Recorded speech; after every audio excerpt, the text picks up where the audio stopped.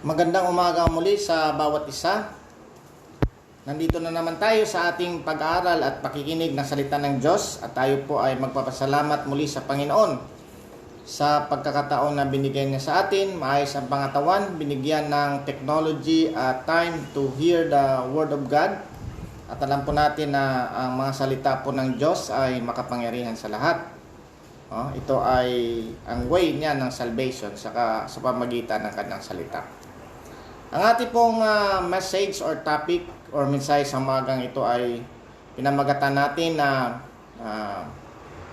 good people also need the gospel to be saved. Good people also need the gospel to be saved. Yan po ang ating babasahin, ang ating topic. Good people also need the Bible, the gospel to be saved. At babasahin natin yung chapter 10 ng Acts, no? Although mahaba itong account, magsiskip lang tayo para natin ma-emphasize yung ating mensahe sa gabing ito, sa umagang ito na good people also need the gospel to be saved. So, buksan niyo po ang inyong mga Biblia sa Acts chapter 10. Yun po ang ating basahin ngayon para makita natin yung account kung paano po ibinahagi ni Pedro na isa sa mga apostol ni Jesus Christ doon sa isang tao na devote man na perceive na talagang good siya. Si Cornelius po ito. Cornelius, no? Si Cornelius po ang ating dito. Good people also need the gospel to be saved. Yan po ang ating title ngayon. Actually, pwede rin nating pamagatan na God also save good people, no? Parang medyo may dating.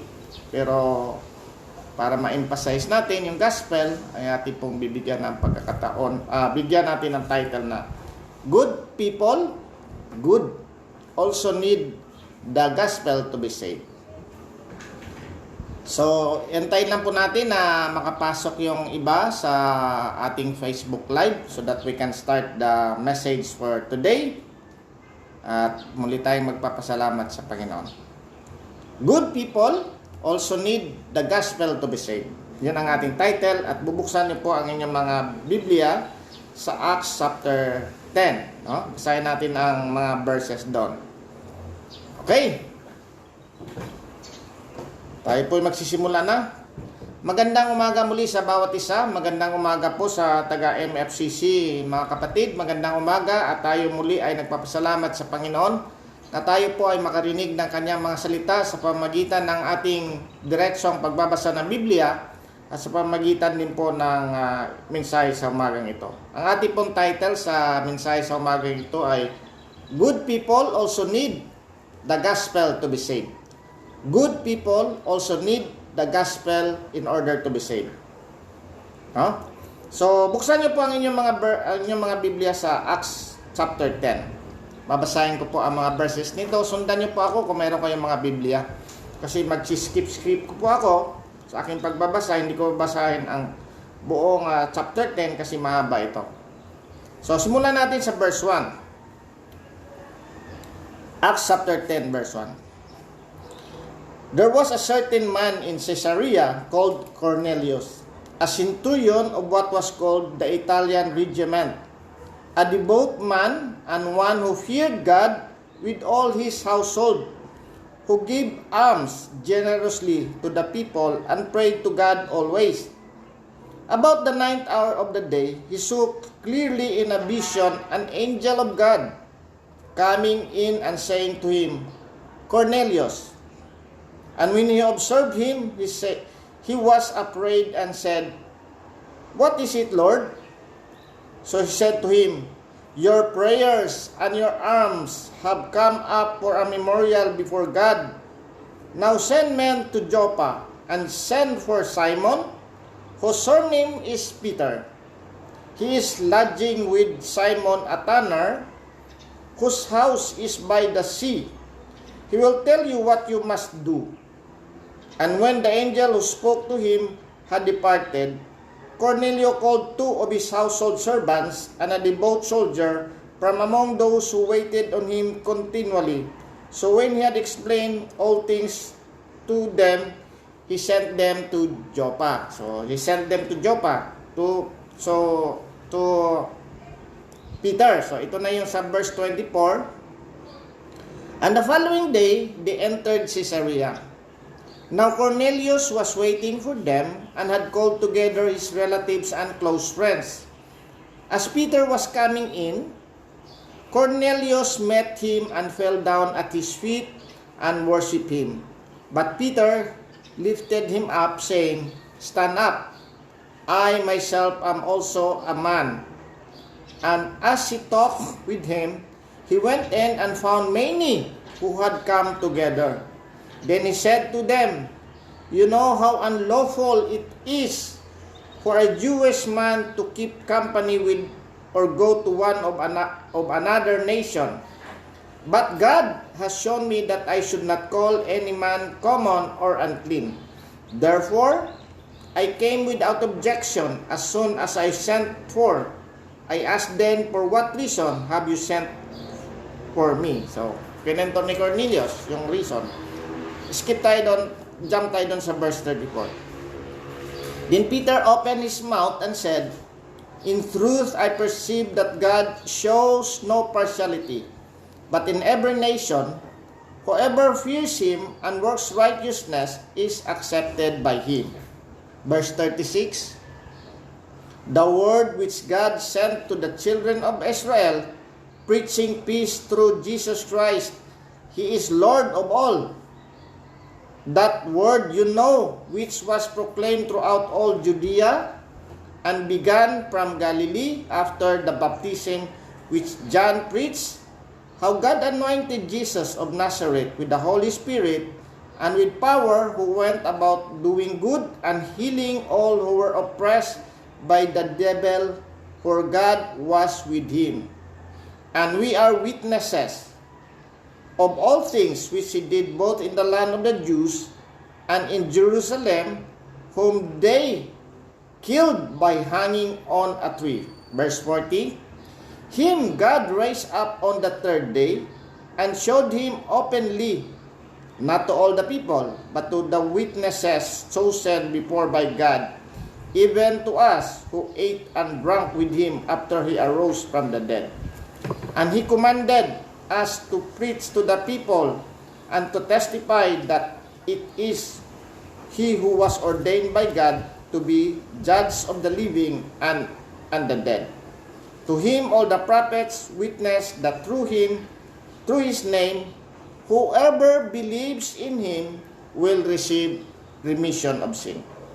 While Peter was still speaking these words, the Holy Spirit fell upon all those who heard the word, and those of the circumcision who believed were astonished, as many as came with Peter, because the gift of the Holy Spirit had been poured out on the Gentiles also, for they heard them speak with tongues and magnify God. Then Peter answered, "Can anyone forbid water that they should not be baptized who have received the Holy Spirit just as we have?" And he commanded them to be baptized in the name of the Lord. Then they asked him to stay a few days. Okay, salamat muli sa pagkakabasa ng salita ng Diyos. Tayo manalangin. Panginoong Diyos na aming Ama, kami ay nagpupuri at nagpapasalamat sa umagang ito na binigyan mo sa amin ang pagkakataon na makarinig na iyong masalita sa pamamagitan ng aming pagbabasa ng Biblia. Lord, alam po namin that your word is very powerful at hindi ito babalik sa iyo na walang nagagawa sa mga buhay ng nakikinig nito, Lord. Alam po namin, Lord, na ang aming pananampalataya ay galing sa aming pakikinig at pakikinig na iyong masalita. Bigyan mo kami ng gabay sa aming pakikinig sa iyong masalita ngayon, Lord. Ganon din po, Lord, sa aming pagsaliksik din po sa iyong mga salita sa Biblia, Lord. Bless mo rin po ako, Lord, sa pagpapahayag, Lord. Alam ko po na ito ay isang special na privilege na binigyan mo sa akin upang maipahayag po, Lord, sa mga makikinig ang iyong mensahe po sa umaga ito. Gamitin mo po ako, Lord, ang banal po na Espiritu ang pagpapahayag na iyong mga salita. At ganoon din po sa amin na makikinig ay buksan mo po, Lord, ang aming puso't isipan upang maintindihan ito. Salamat muli, Lord, at dalangin namin to, Lord, sa pangalan ni Jesus, namin Panginoon, tagapagligtas. Amen. Ang ating pong topic ngayon ay sinocenter natin sa mga tao po na tinatawag natin good people. Kasi parang ang Diyos po ay nagbabahagi ng kanyang salita sa lahat ng tao, they're good or bad, no? Pero sabi nga doon sa Luke something 5:32, na sabi naman ni Jesus Christ, I have not come to call the righteous but sinners to repentance. So bakit po ganun? Sabi ni Jesus Christ na I have not come to call the righteous but sinners for repentance. Kasi during that time ay tinawag ni Jesus Christ si Matthew, isang tax collector na piniperceive nila na parang masama talaga. Kasi ang kanilang perception sa mga tax collectors ay masama. At the same time, nung tinawag na ni Jesus Christ si Matthew, nag-ano pa siya ng party or something like nag-host pa siya ng party at in-invite na yung mga tax collectors pa na iba at ibang makasalanan dun sa bahay na yan. Kaya sabi ng mga scribes at saka mga Pharisees, yung mga religious leaders na nag-against kay Jesus Christ, ay sabi na, bakit naman ikaw ay nakikipagsalamuha dyan sa mga tao na masama? No? Sabi ni Jesus Christ, ang mga magagaling hindi na kailangan ng doktor, ngunit ang mga may sakit lamang. Kaya na buo yung sabi, I have not come to call the righteous but sinners for repentance. Pero bakit naman dito ay tinatitle natin na parang God also preach the gospel to the good people, also need the gospel to be saved. Kasi dito po ay parang ipinakita po dito na mayroon talagang mga good people na maliligtas. So, although sabi doon na paano yan? Parang hindi naman nagbabalanse yan. Nagbabalanse yan kasi ang gospel po ay for all people yan. Jews and Gentiles, good and bad, male or female, lahat yan, no? Pero parang lumalabas lamang na may mga example nga si Jesus Christ na minsan ang example niya doon sa mga rich people na hindi naliligtas, katulad nung kay Lazarus at saka rich people, parang na-example doon na mas mahirap mapunta sa kalangitan ang mga mayayaman kaysa mga mahirap. Parang ang ibang nag-judge kagad doon na parang hindi maliligtas ang mga mayayaman, no? Pero dito po ay pinakita po na itong tao na to, si Cornelius, ay isang mayaman ito, no? Centurion at napakaraming tauhan, mayaman siya. At siya po ay iniligtas ng Panginoon. So, paano natin ipapaliwanag ito? Kailangan nating bigyan ng background talaga itong Acts na to, na magbibigay tayo ng parang background nito, magbigay tayo ng sapat na panahon, kasi kung hindi natin ibibigay yung background nitong Acts na to, hindi natin maintindihan kung paano mag-spread yung gospel at ano talaga yung gospel na kailangan ng tao. Ito talaga, whether you are perceiving yourself to be bad, you are perceiving yourselves to be good, you are perceiving yourselves to be religious and devotee, ay kailangan mo talaga yung gospel. Kaya nga, focus tayo dito sa ating background, no? Dito sa background na to. So, unang-una po, bakit nagkaganito ang situation? Alam po natin, si Jesus Christ ay pumunta talaga sa bayan ng Israel, no? Siya ay nagbabahagi doon sa iba't ibang lugar. Nagsimula nga, sabi nga dito sa ating binasa, ay nagsimula ang kanyang ministry doon sa Galilea, doon sa Judea, kasi doon siya binaptize, no? Doon siya binaptize, the same time nagkalat doon sa mga Judea and Galilea. But after he is dead, ito po ay kumalat na sa iba't ibang mga lugar, no? Kaya nga sabi ni Pablo doon sa kanya sulat sa mga taga-Roma, sa Romans 1:16, I am not ashamed of the gospel of Christ, because it is the power of God to salvation for those who believe. No? For those who believe, first to the Jews and then to the Gentiles, for in it the righteousness of God is revealed from first to last, as it is written, the just shall live by faith. By that account mismo, by that verses na sinabi ko, makikita na natin na ang kaligtasan ay nandun po sa gospel, For in the gospel, the righteousness of God is revealed. So, una-una po, namatay na si Jesus Christ dito sa Acts kasi itong Acts is the Acts of the Apostle ito. Ito yung parang continuation, no? Kung paano mag-transcend o paano pupunta doon sa iba't ibang mga lugar ang magandang balita ng kaligtasan na si Jesus Christ lamang ang ating kaligtasan. Namatay siya para sa ating kasalanan. At the same time, yung kanyang righteousness ay kailangan natin mapapunta sa atin. So, alam po natin, meron tayong Matthew, Mark, Luke, and John. This is the gospel books. This is the genre of the different books of the Bible. Kasi meron po mga genre ang books of the Bible. Pero ang gospel na minimin natin yung the word or the meaning talaga kung ano yung kaligtasan natin. So, dito po ay alam po natin na ang mga tao po ay mga alagad nila ay nung nabuhay na si Jesus Christ, sabi ni Jesus Christ doon sa hintayin niyo ako doon sa Jerusalem at ako po ay bibigay ko sa inyo ang banal na Espiritu Santo at yun ang kapangyarihan niyo to evangelize. In fact, tinanong pa nga nila, Lord, kailan nyo ibibigay kailan nyo itatayo ang inyong kingdom? Kasi they're expecting these people they're expecting a kingdom of God na magro-rule na yung Israel, kasi ng kanila expectation doon sa Messiah nila na ang Israel ay magiging ruler sa lahat ng nations. At lahat ng mga bansa ay titingin sa kanila kasi sila nga ay parang light of the world nga. So yun ang kanila expectation sa Messiah. Bakit ko po binabanggit ito? Hindi kaagad ako pupunta dito kasi dapat maintindihan natin ito. No, bakit ganito po yan? Sabi niya dito sa But you shall receive the power when the Holy Spirit has come upon you, and you shall be my witness to me in Jerusalem and in all Judea and Samaria to the end of the earth. Kasi sabi niya dito sa 6, sabi kasi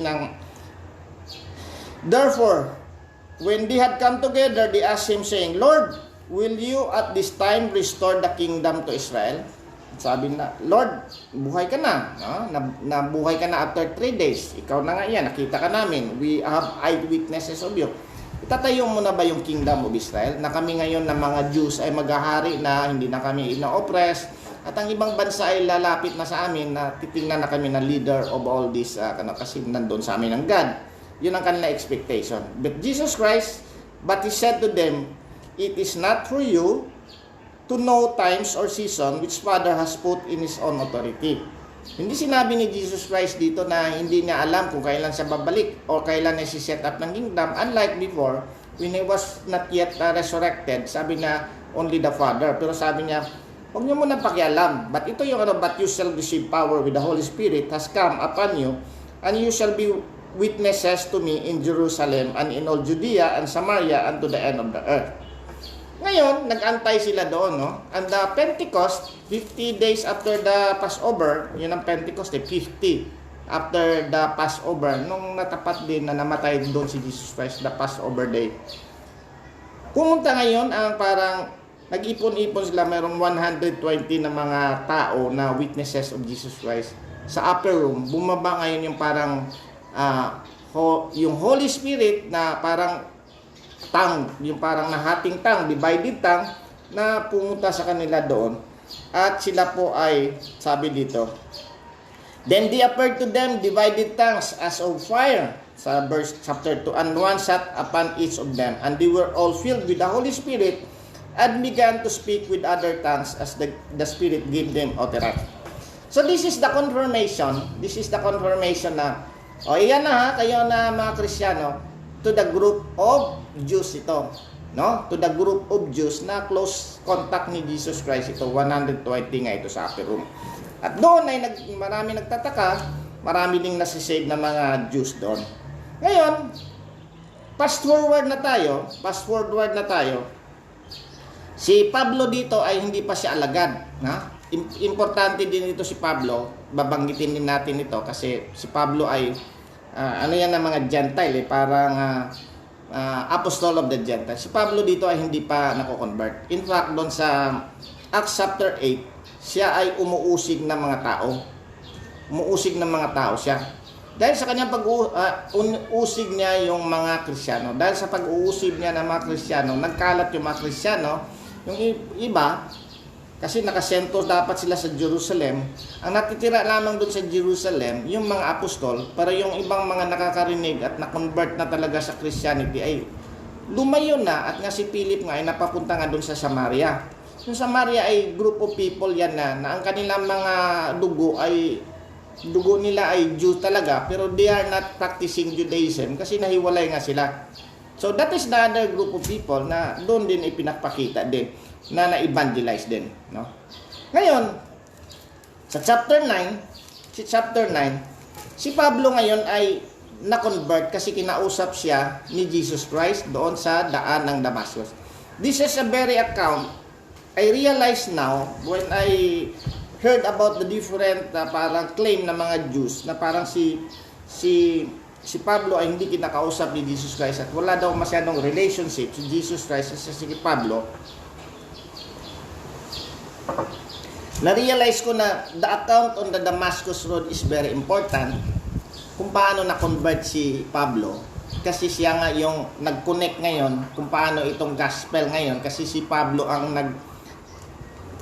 refinement talaga kung paano yung gospel talaga na we are not saved by our works but by believing on the Lord Jesus Christ. So si Pablo ay na-convert siya, kinausap siya ni Jesus Christ sa Damascus at 180 transformation siya ay nagbabahagi ng salita ng Diyos. Ngayon po dito sa chapter 10, ngayon nagbabasahin ko sa inyo itong isang account dito. Kasi very important ito yung transition kasi dapat nating maintindihan kung bakit ito. Sa dahil ng Acts 9 chapter 31, then the churches throughout all Judea, alam po natin yung Judea, yun yung province nung nandun ng Jerusalem, parang nasa southern part yan. Galilee, no? Galilee is the northern part, yung palagi doon si Jesus Christ, doon sa Sea of Galilee. And Samaria had peace and were edified, and walking in the fear of the Lord and in the comfort, they were multiplied. Bakit ko binabasa itong Acts 9:31?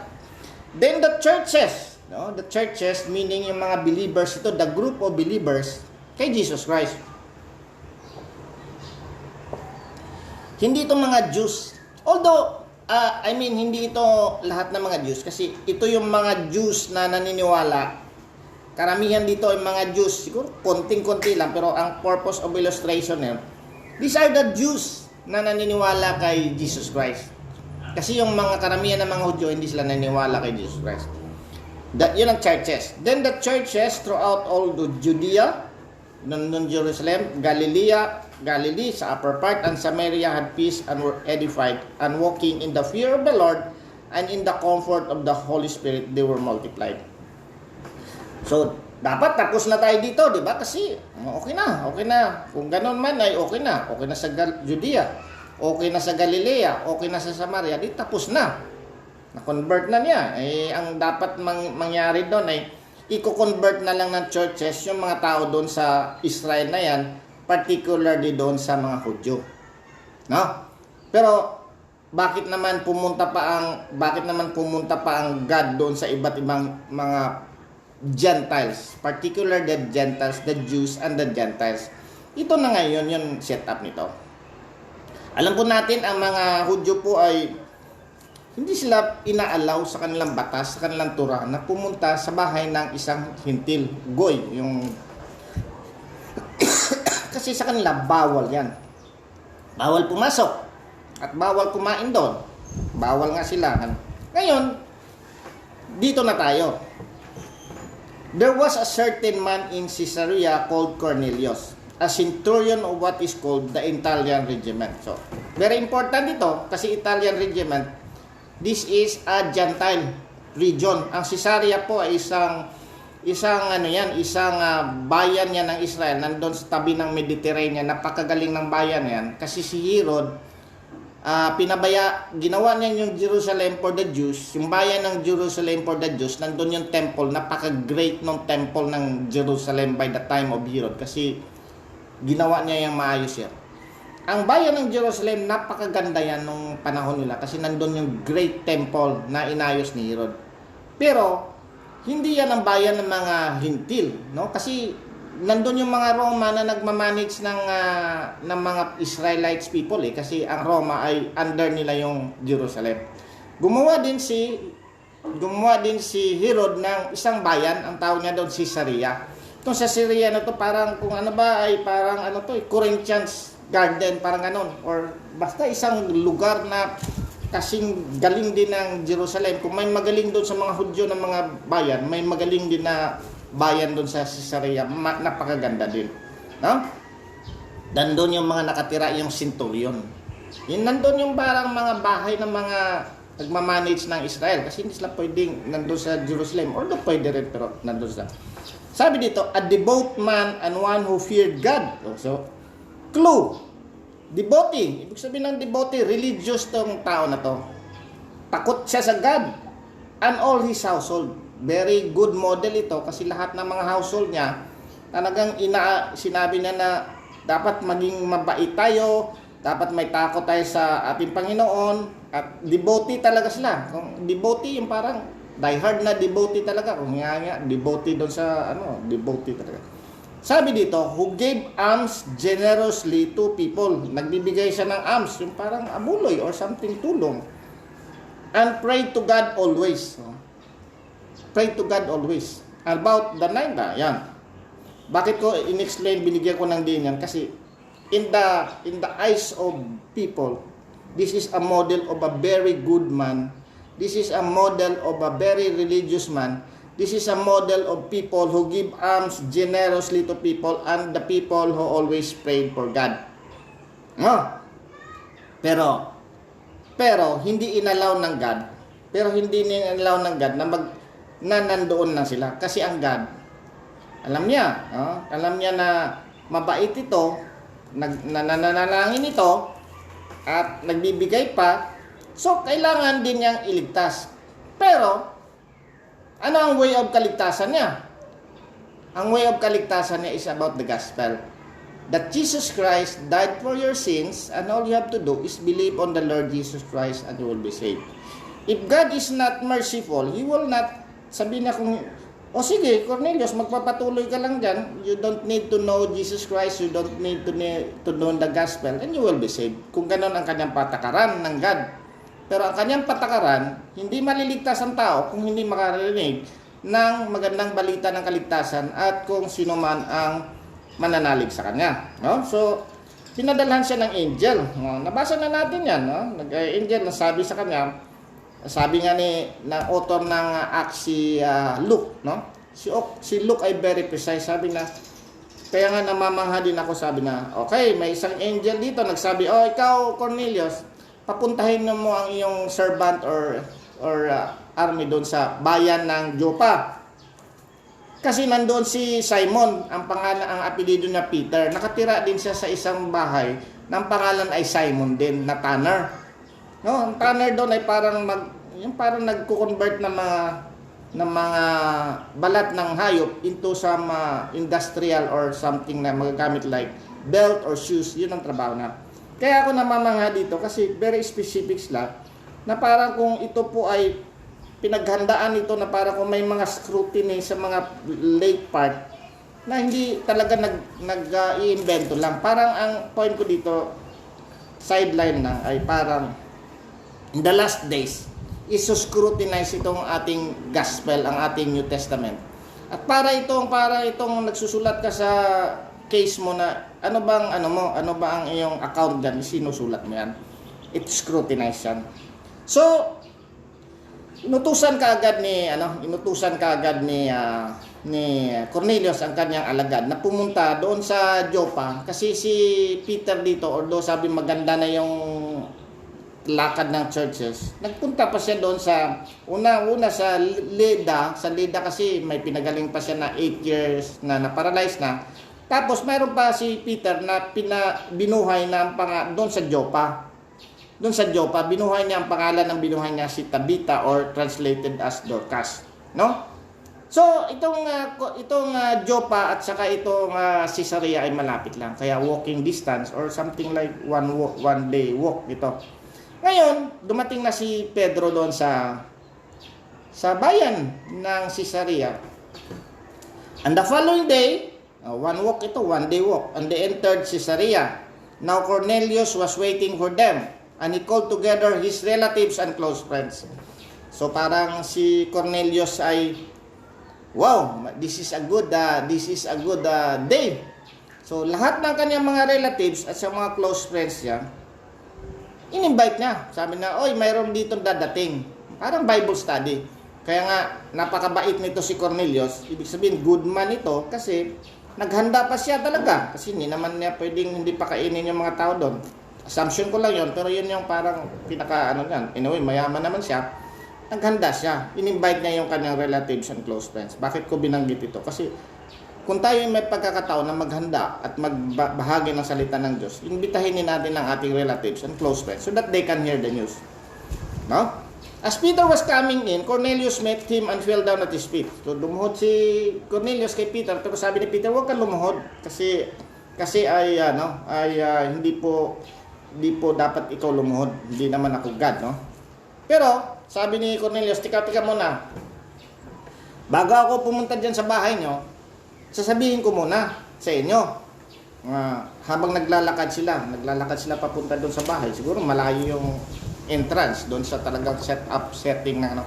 Sabi ni Peter, you know how unlawful it is for a Jewish man to keep company with or go to one another nation. Nation ang sinasabi ni Peter nito. Ibig sabihin na they considered the Gentiles, the Italian as another nation. They consider that a nation. Sabi niya, tika muna. Bago tayong magkausap, sasabihin ko muna na talagang special case ito.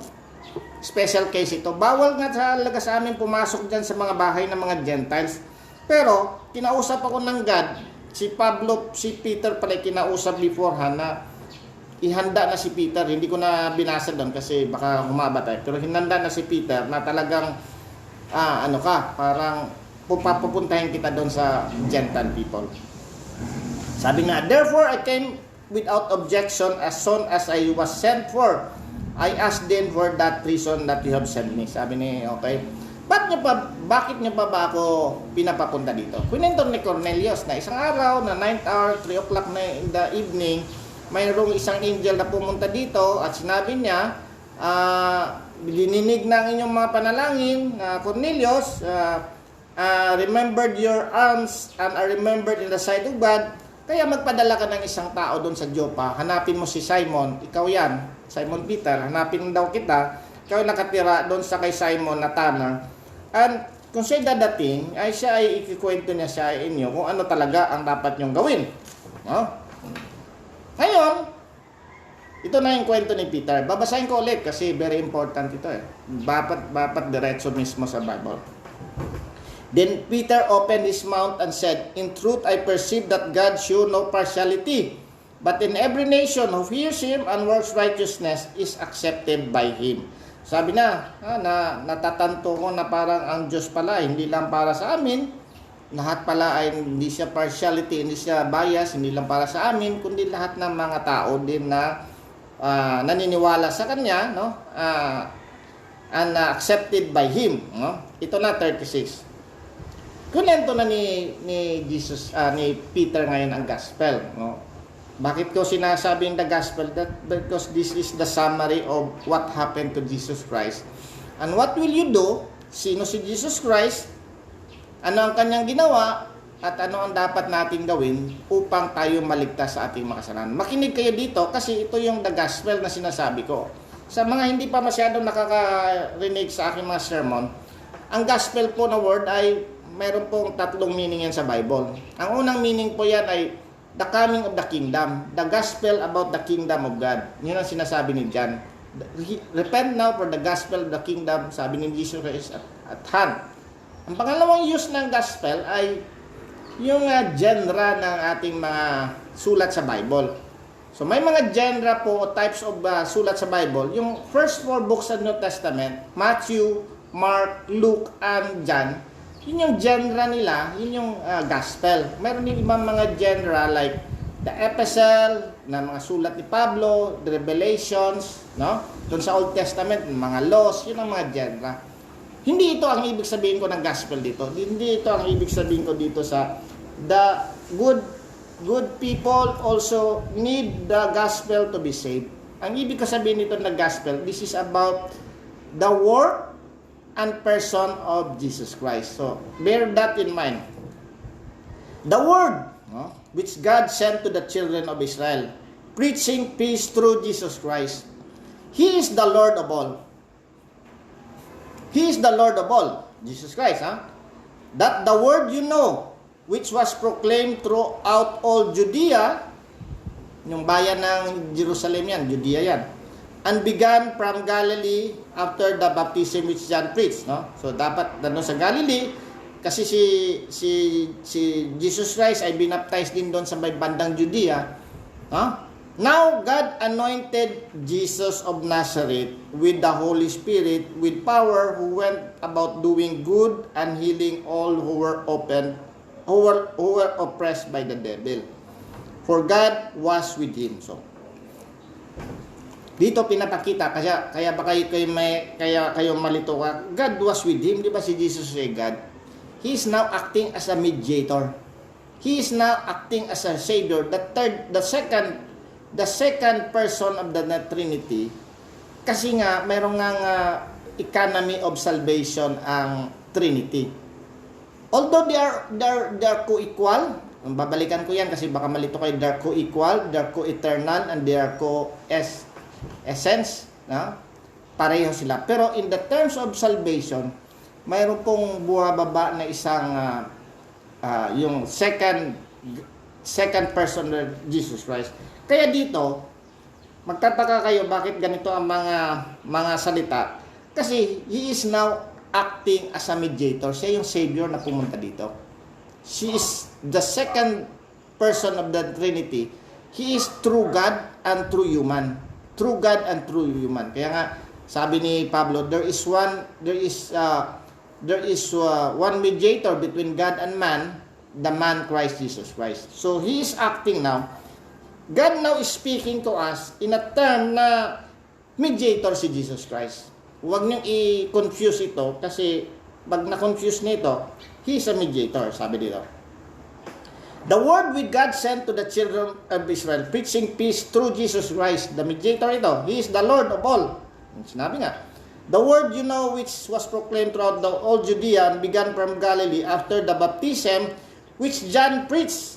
Now how God anointed Jesus of Nazareth with the Holy Spirit and with the power, who went about doing good and healing of all who were oppressed by the devil.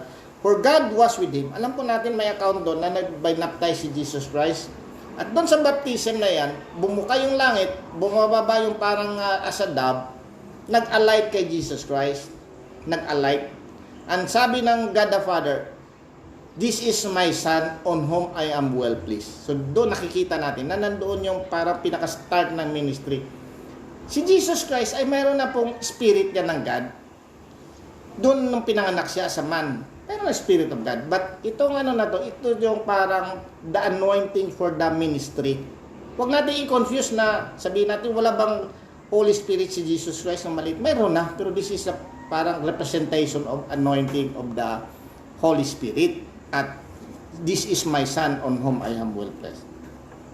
Ngayon, anong ginawa ni Jesus Christ? Doing good and healing all who were oppressed by the devil. Anong all who were oppressed? Hindi lamang ito exorcism na pinalayas niya yung mga devil, but pati yung mga karamdaman na naranasan ng tao is oppression na ng some sort of oppression. Pero wag natin ipagkamalan doon kay Job na hindi oppression yun. Ito ay parang talaga to, parang si devil din parang ganon.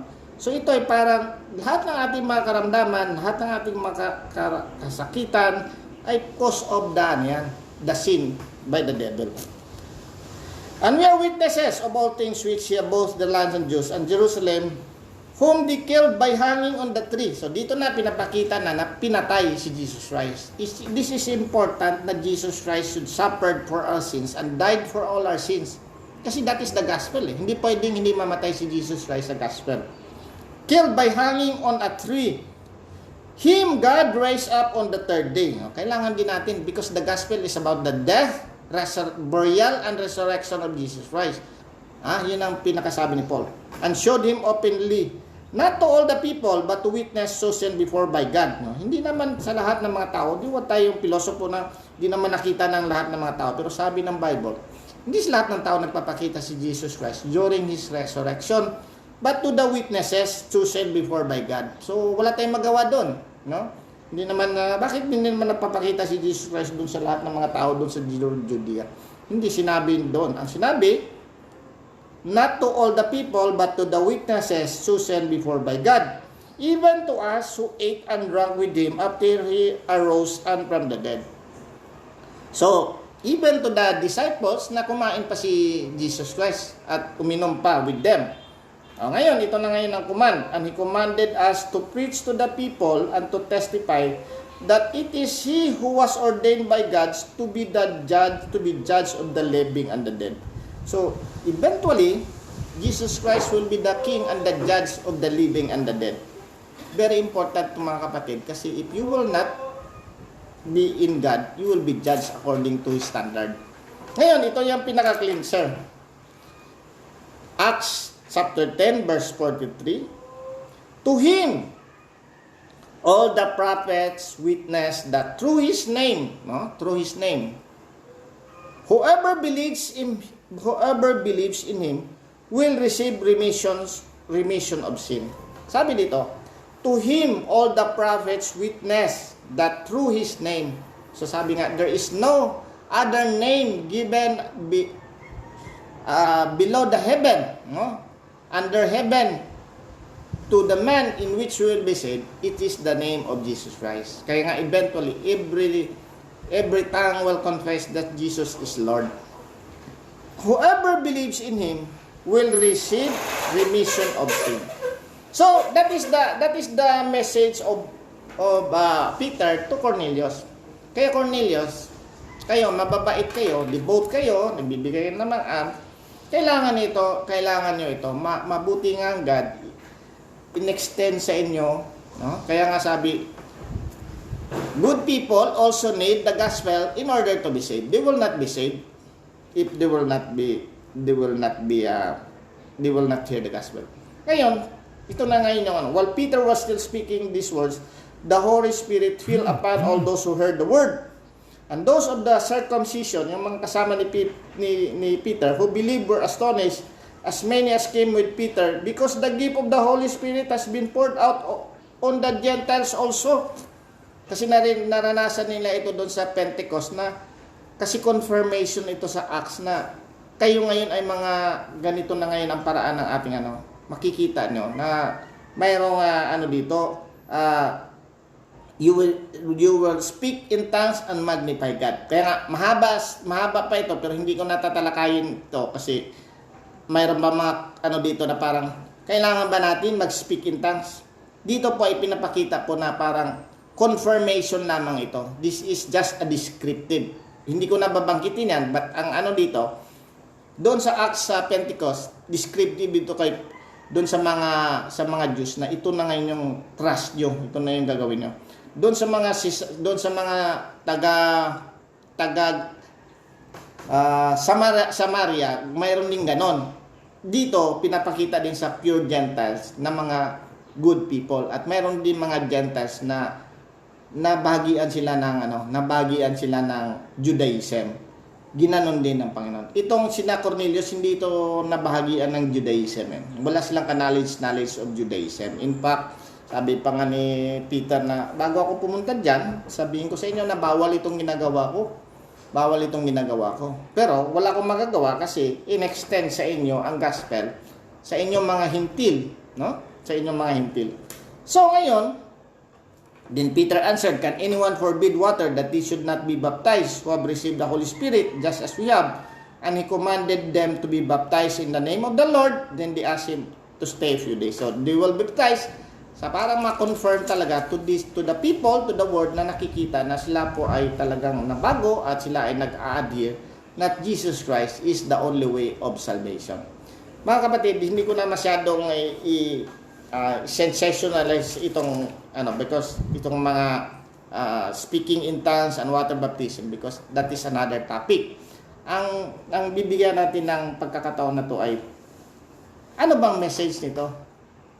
Ang message po dito is God is so gracious and merciful that He extended the gospel to all nations.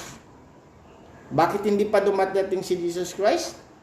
Because kailangan pa nating magpe-preach. Kasi nagsisimula pa lang dito nag-open up pa lang ito. In fact, ginamit pa nga dito si Peter na magbahagi sa isang hintil. Pero eventually, si Pablo talaga ang gagamitin na apostol na pumunta doon sa iba't ibang lugar, katulad doon sa Turkey, doon sa Europe, katulad ng Corinthians at Athens, sa mga Ephesians, sa Philippians. Doon talaga nagsimula si Pablo. Dito, ginamit pa lang si Peter kasi si Pablo ay nandun pa lang sa, bago pa lang sa na-convert at nagsisimula pa lang dito. So parang descriptive ito na parang the gospel is all for all nations. Na ito, kayong mga Hudyo na naniniwala sa Judaism, ito yung gospel. Kayong mga Hudyo na taga-Samaritano na hindi kayo na aware of the gospel, kung ang lahi niyo ay Hudyo talaga, ito yung gospel. Sinabi ni Philip at saka ni Pedro yan. Kayo naman mga Gentile na wala talagang knowledge sa Judaism, ito yung gospel. Ito yung sa chapter 10. At kayo naman mga Hudyo na nataga sa Ephesus na orient sa Judaism, ito yung gospel. Ang ating sinasabi dito, si Cornelius is not aware of the Torah. No, he's not aware of the Torah. He's not aware about the laws of God. Is not aware of the laws of God. At mabait na mabait siya. Pero, dapat ang paradigm natin, hindi ang paradigm natin, kasi mabait ako, kaya ako pinuntahan ni God dito. Malaking chance kung mabait ka, no?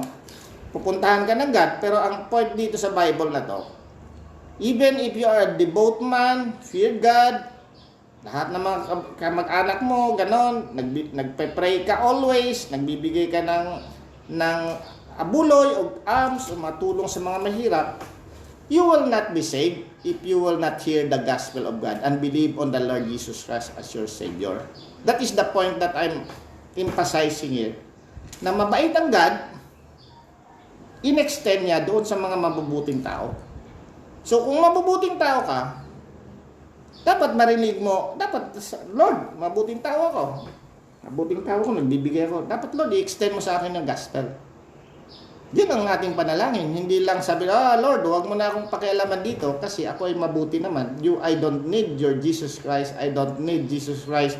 Anyway, ang aking paradigm, ang aking worldview ay basta gumawa lang ako ng mabuti, maliligtas ako. Hindi po yan ang sinabi ng banal na kasulatan.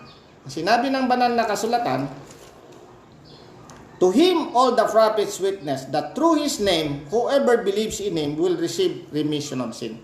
The purpose of the gospel, the purpose of mga missionary is to present the gospel so that we can makaalis tayo doon sa ating kasalanan.